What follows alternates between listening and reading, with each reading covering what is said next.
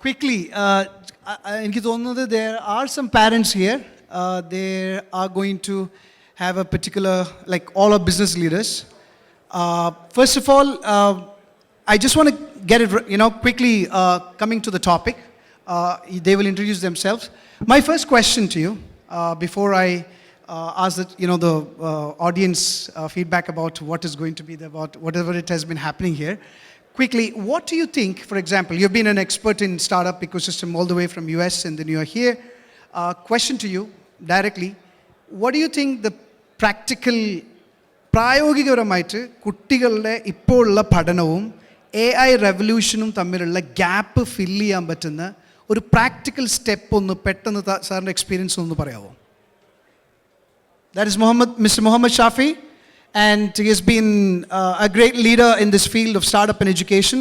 So let's go with him. Can you repeat the question one more time? Can you keep the mic up a little bit? Okay. So question is, practically, ഇന്ന് ഇപ്പോൾ നമ്മൾ ഒരുപാട് പാരൻസിൻ്റെ students ഇപ്പോൾ യൂണിവേഴ്സിറ്റികളിലും കോളേജസിലും സ്കൂൾസിലൊക്കെ പഠിച്ചുകൊണ്ടിരിക്കുന്നു. ഒരു AI എന്താ പറയുക embedded ആയിട്ടുള്ളൊരു സൊസൈറ്റിയാണ് actually is going to be coming gen Zs gen alpha and all that sort of things.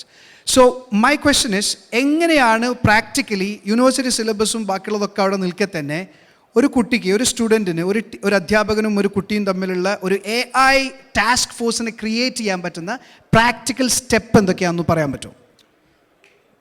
AI is revolutionizing every aspect of our life, every step of the way.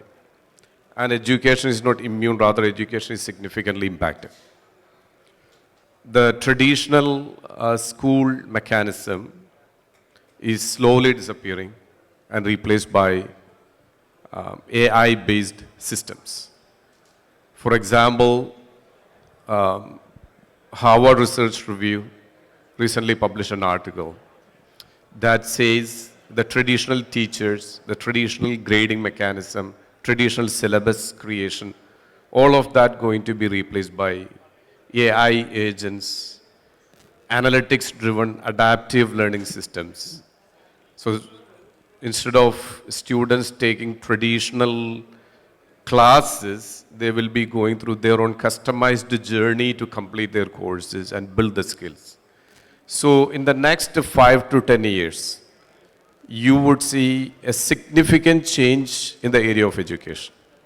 Whether it is a student-teacher interaction, whether the student is going to an AI agent or a chatbot, the role of the teacher themselves are going to change. The syllabus is going to change.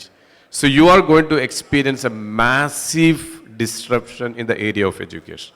I'll take a pause. I didn't get the answer for the question. Question was, what are the practical steps that we could take as student and teacher, for example? AI, okay. In a changing industry, the best step is embrace it.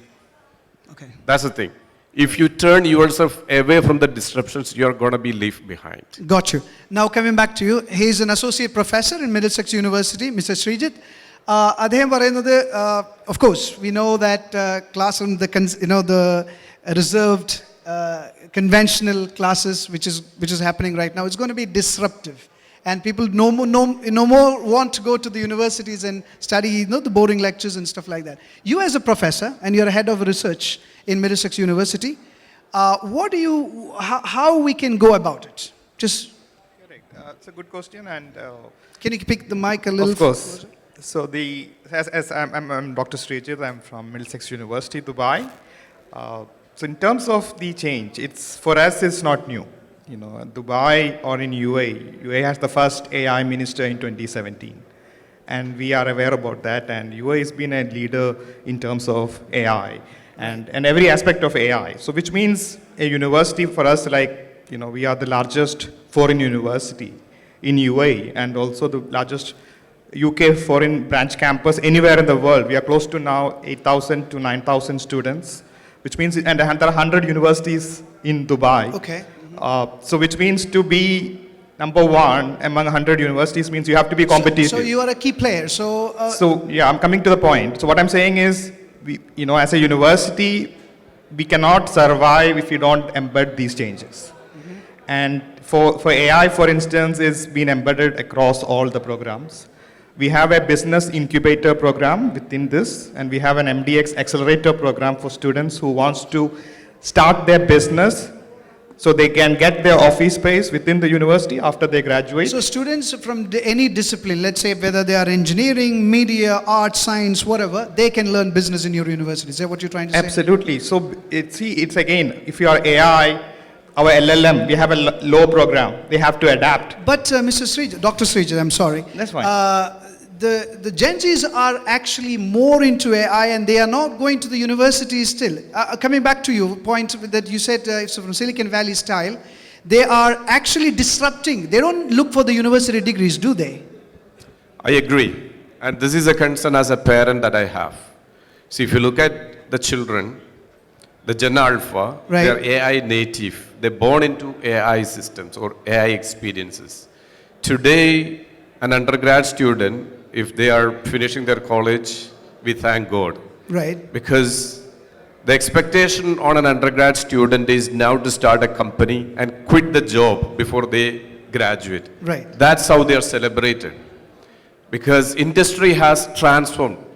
Even Google doesn't need you to have a degree. A lot of tech companies in Silicon Valley don't expect you to have a degree. Rather, they expect you have the skills. So it's a right mix of panel here right now. For example, one end, Dr. Srijith is saying that you might need to have the education system done. Now, but let me reply to it. Please. Okay, so I mean, it's good to have these startups and founders. And Google and Microsoft just laid out 6,000 people together in the last month. And they're Right. finding it hard to find a new job. And they've been all trained in certain things. And the technology is no longer there. So it's ultimately the education that is going to survive. And if you look at I'm talking again from statistics, all the top business leaders, I mean, you can have few examples of Zuckerberg and few of those startups that 0.1%.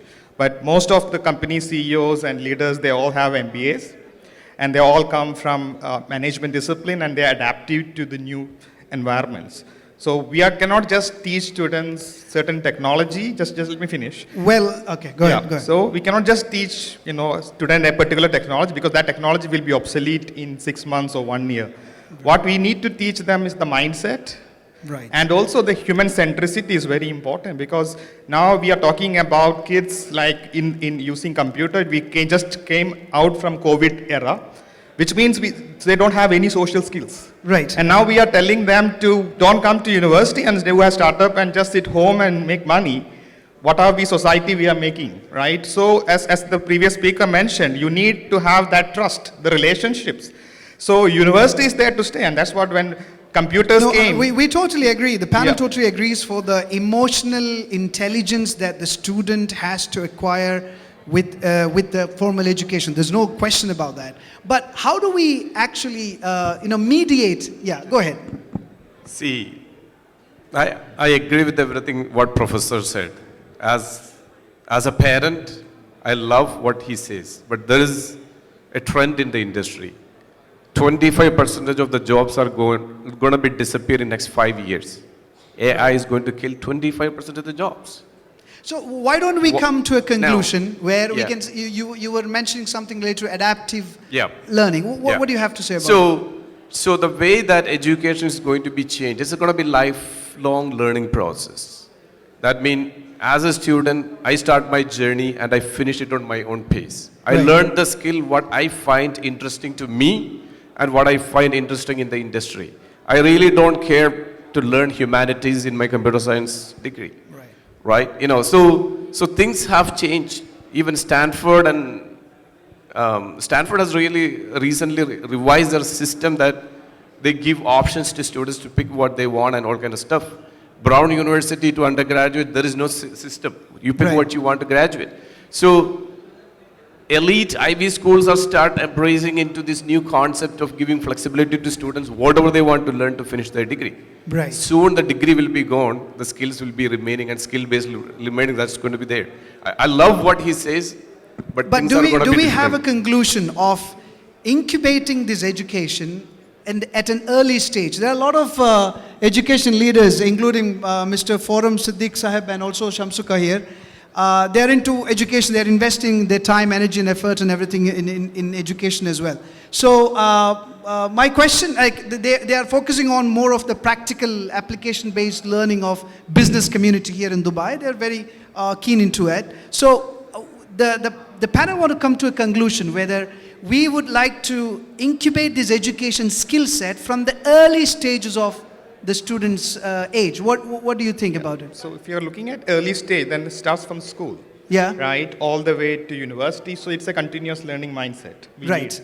So in a way that's adaptive, in the sense, you can, from schools itself, now they can choose different disciplines. They can even choose now, just like, we can choose an elective for language, they can choose now science stream or business stream from early itself. We're not talking about the CBSE curriculum, I'm talking about the UK Correct. and the US curriculum that is available here. So a lot of, even our Malayali community here, they don't necessarily go to a CBSE curriculum, right? So they have the option and the flexibility. So as a university, what we are doing is we are combining different disciplines. Right. In the sense, not like traditional, so we can do business with psychology. We can do Perfect. business with media. We can do business with graphic design. And AI in business application. So we are also experimenting with different. So it's a transformation which is happening. It's a continuous. So if you look at universities in the history, you have to adapt and transform, Perfect. right? And that's what happened when the internet age, or since then, even before the computers came, the education system, it has been there for many years. Correct. It has time tested and it will evolve, and it will continuously evolve. But I'm just saying, just AI alone or the technology alone cannot be, it's an enabler, but end of the day, we are moving towards Industry 5.0, which means it's a human-centric approach. Right. So we need to put people in the center of everything, and for that you need the social skills. Yes. And that's where universities is the place for that. I think well placed. The ideas are very clarity of thoughts of all the panelists are very clear. Starting from the age of early stages, you incubate the AI and entrepreneurship in the stage, in an early stage, and then get it enabled as you continue to a university, and then get adaptive learning as well. So, for a final note, do you have anything to add in terms of? I got some numbers from the Silicon Valley style, how they party, the exit parties of the students. Can you throw a little bit light on that? You said something about the students are not going to, they are not going to be going to the university. Instead, they are stopping their education, or they are doing it in a different pathway. What do you? So it's not a new trend in US, right? The people who come from India, right? Once you take a path, you finish that path. You start an engineering, you finish engineering. But what happens in US education system, 70% of the students, 70%, they change their major. That means you start on engineering, you finish in something else, psychology. You start with the med school, you may finish with engineering or business. Right. That's 70%. And that is the last 10 years of trend. Now what's going to happen next is even worse.